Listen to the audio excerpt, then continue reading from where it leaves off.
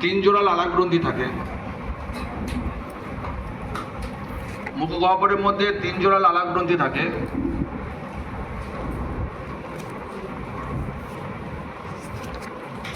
উপরে লিখে নেন আপনারা খাদ্যের পাচন ক্রিয়া। আমরা যে খাবারগুলো খাই সেই খাবারটা কি করে পাচিত হচ্ছে এবং অপাচিত খাদ্য কণাগুলো দেহ থেকে বাইরে বেরিয়ে আছে তারই এটা সংক্ষিপ্ত প্রণালী। মুখগহ্বরের মধ্যে তিন জোড়া লালাগ্রন্থি থাকে। এক জোড়া হচ্ছে প্যারোটিড গ্রন্থি, এক জোড়া হচ্ছে সাবম্যান্ডিবুলার, MANDIBULAR সাবম্যান্ডিবুলার, আর এক জোড়া হচ্ছে সাবলিঙ্গুয়াল LINGUAL সাবলিঙ্গুয়াল। এই তিন জোড়া লালাগ্রন্থির সাহায্যে সাবলিঙ্গুয়াল লিঙ্গুয়াল LINGUAL লিঙ্গুয়াল বলা হয়।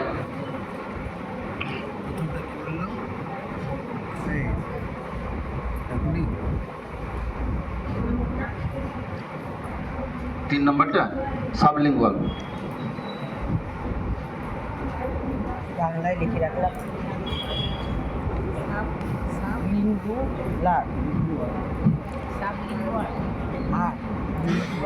এক জোড়া প্যারোটিড গ্রন্থি, সাবম্যান্ডিবুলার এবং সাবলিঙ্গুয়াল। তিন দুগুণ ছয়টা আমাদের গ্রন্থি থাকে। এই গ্রন্থি থেকে আমাদের মুখগহ্বরের মধ্যে সবসময় একটা জুস নিঃসৃত হয়, যার ফলে আমাদের জিহ্বাটা কখনো শুকিয়ে যায় না।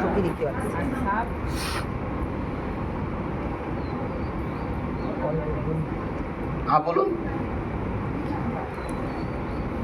তিন নম্বরটা সাবলিঙ্গুয়াল, দুই নম্বর সাবম্যান্ডিবুলার ম্যান্ডিবুলার,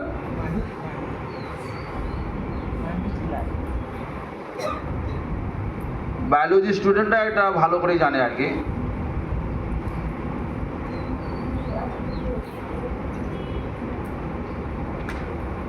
তাহলে মুখগহ্বরের মধ্যে আমাদের কার্বোহাইড্রেট খাবারটা অর্ধপাচিত হয়ে গেল।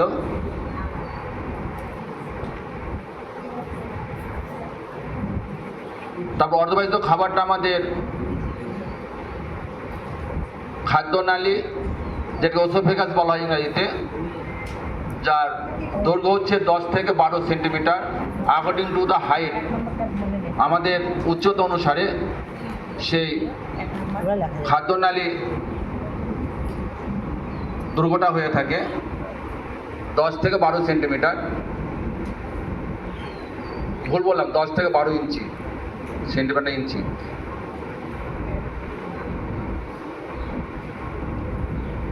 এর সাহায্যে সে অর্ধপাচিত খাবারটা আমাদের পাকস্থলীতে এসে পড়ে। পাকস্থলী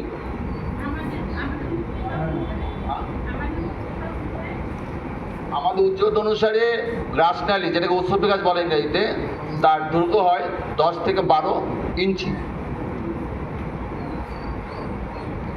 2.54 সেন্টিমিটার সমান 1 ইঞ্চি হয়। 10 থেকে 12 ইঞ্চি হয়। আমাদের সেটা দৈর্ঘ্য অনুসারে, দেহের দৈর্ঘ্য অনুসারে সেই ওসোফেগাসটার দৈর্ঘ্যটা হয়ে থাকে।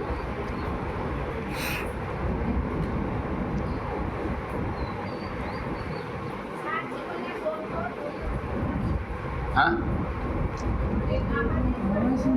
আমাদের দেহের দৈর্ঘ্য অনুযায়ী খাদ্য নালীটা 10 থেকে 12 ইঞ্চি হয়ে থাকে।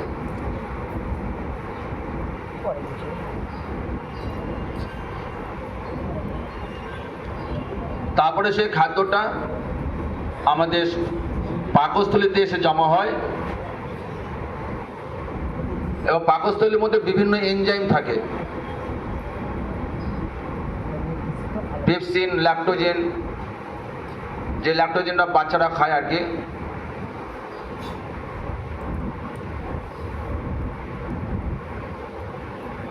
বিভিন্ন এনজাইম যেগুলো থাকে সে সমস্ত এনজাইমের সহায়তায় এবং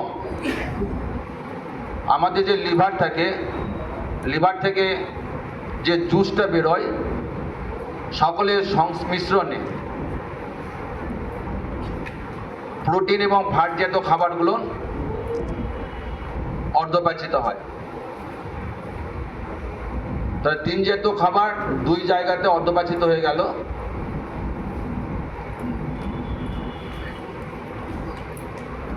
পাকস্থলীতে প্রোটিন এবং ফ্যাট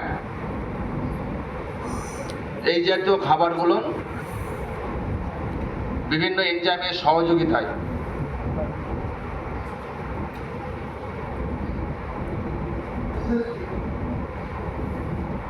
অর্ধপাচিত হয়।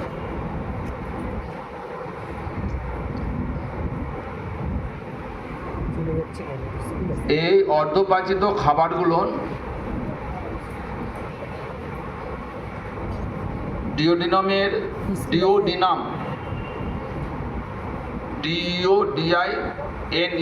ডিওডিনাম এর মাধ্যমে অন্ত্রে এসে উপস্থিত হয়। অন্ত্র, যেটাকে ইন্টেস্টাইন বলা হয় ইংরাজিতে, স্বরদন্ত নয়তো ভালা, অন্ত্র, ইন্টেস্টাইন এসে উপস্থিত হয়।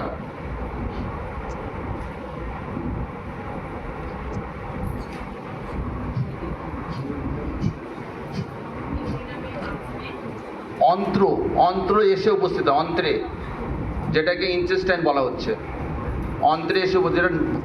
খোদ বাংলা কথা হচ্ছে নাড়ি ভুঁড়ি। এবং আমাদের এখানে অন্ত্রটা কিন্তু আমাদের শরীরের যে উচ্চতা থাকবে তার 4 গুণ হবে।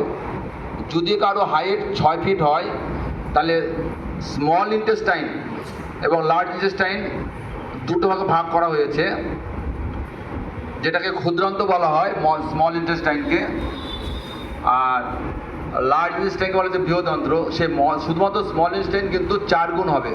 অর্থাৎ যদি কারো 6 ফিট উচ্চতা হয়, তাহলে সেটা হবে 4 × 24 ফিট। যার যত স্মল ইন্টেস্টাইনটা বড় হবে, তার হজম শক্তি ততটা বেশি। অর্থাৎ সেই নালীর মধ্যে যে খাবারটা যতটা যাবে, তত বেশি পরিমাণে খাবারটা ডাইজেস্ট হতে থাকবে। এবং ডাইজেস্ট হওয়ার পরে আমাদের যে নাড়ি ভুঁড়ি টার্গেট, সেটা কতগুলো আঙুলের মতো কতগুলো অংশ থাকে, তার সাহায্যে সেটাকে ধরে রাখে, যাতে নাড়িগুলোর একটা নির্দিষ্ট শেপ থাকে। এবং এর সাহায্যে পাচিত খাবারগুলো আমাদের রক্তের মধ্যে প্রবেশ করে। যে রক্তটা আমাদের অন্ত্রের মধ্যে থাকছে, স্মল ইন্টেস্টাইনের মধ্যে থাকছে, এবং আমরা প্রতিটা মুহূর্তে অক্সিজেন নিচ্ছি এবং দূষিত পদার্থ অর্থাৎ কার্বন ডাইঅক্সাইড এবং অন্যান্য যে দূষিত পদার্থ আছে সেগুলো দেহ থেকে আমরা বাইরে বের করে দিচ্ছি। এই রক্তের সাহায্যে পাচিত খাদ্য কণাগুলো আমাদের শরীরের প্রত্যেকটা কোষে কোষে গিয়ে পৌঁছাচ্ছে। যদি কোষে কোষে এই খাদ্য কণাগুলো না পৌঁছায়, তাহলে কিন্তু আমরা শক্তিটা পাবো না। খাদ্য কণাগুলো কোষে পৌঁছানোর পরে আমরা প্রতিটা মুহূর্তে বাইরে থেকে অক্সিজেনটা নিচ্ছি, সেই অক্সিজেনটা আবার রক্তের মাধ্যমে আমাদের সেই কোষে গিয়ে পৌঁছায় এবং সেটা জারিত হয়ে যাচ্ছে, যেটা অক্সিডেশন বলা হচ্ছে। যার ফলে সেখান থেকে আমাদের ক্যালোরি উৎপন্ন হচ্ছে। সেই ক্যালোরির সাহায্যে আমরা কিন্তু চলাফেরা করতে পারছি। এই যে ফ্যানগুলো ঘুরছে, লাইট জ্বলছে, এখানেও কিন্তু একটা এনার্জির প্রয়োজন। আমাদের শরীরে একটা এনার্জির প্রয়োজন, সেই এনার্জি কিন্তু আমরা খাদ্য কণা থেকে পাই। এরপরে যে খাদ্য কণাগুলো আমাদের হজম হলো না, অর্থাৎ ডাইজেস্ট করতে পারলো না ক্ষুদ্রান্তটা, সেই খাদ্য কণাগুলো তখন আমাদের বৃহদন্ত্রের মধ্যে প্রবেশ করে। বৃহদন্ত্রের প্রবেশ করার পরে সেই খাদ্য কণাগুলো আমাদের মলাশয়ে গিয়ে জমা হয়।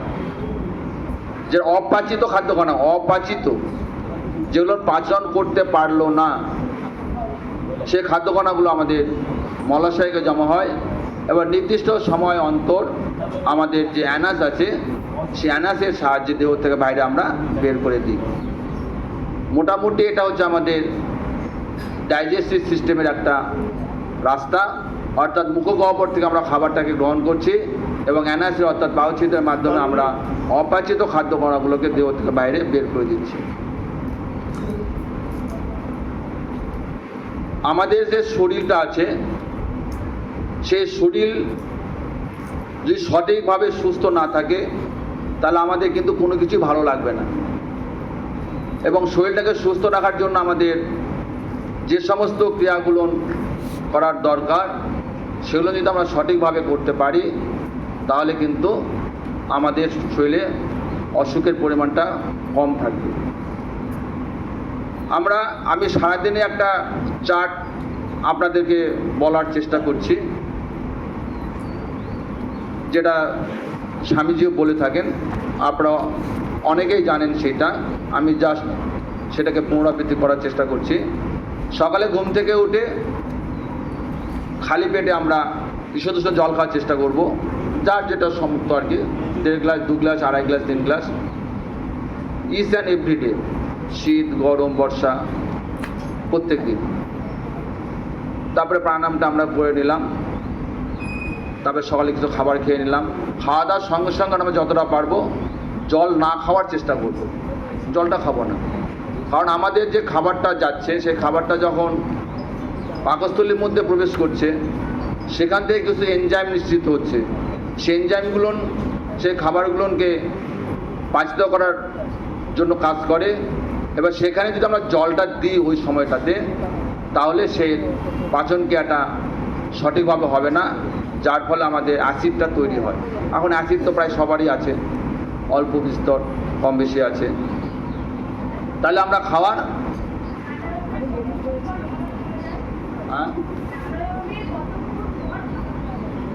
আধা ঘন্টা আর খাবার 1 ঘন্টা পরে আমরা জল খাবো, পরে আমরা জল খাবো। খাবার খেতে খেতে জল খাবো না, খাবার 1 ঘন্টা পরে আমরা জল খাবো। আর সারা দিনে 3 থেকে 3.5 লিটার জল খাওয়ার চেষ্টা করব। রাত্রে যতটা পারবো 8টার থেকে ম্যাক্সিমাম 9টা এর মধ্যে খাবার চেষ্টা করব। খাওয়ার পরে হয়তো অল্প একটু জল খেলাম, রাত্রে সন্ধ্যার পর থেকে জল খাওয়াটা কমিয়ে দেবো আমরা, তাহলে পরের দিন সকালে দেখবেন চেষ্টাটা বেশি পরিমাণে পাবে। কারণ আমরা রাত্রে যদি বেশি পরিমাণে জল খাই তাহলে আমাদের বাথরুম চাপবে এবং ঘুমের ব্যাঘাতটা ঘটবে। কাজেই সন্ধ্যার পর থেকে আমরা জলটা কম খাওয়ার চেষ্টা করব। আমরা কলব্যাধি করছি,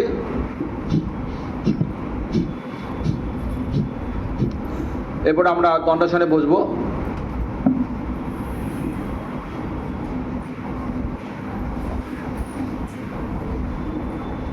এই সমস্ত নিয়মগুলো যদি আমরা মেনে চলতে পারি তাহলে অসুবিধা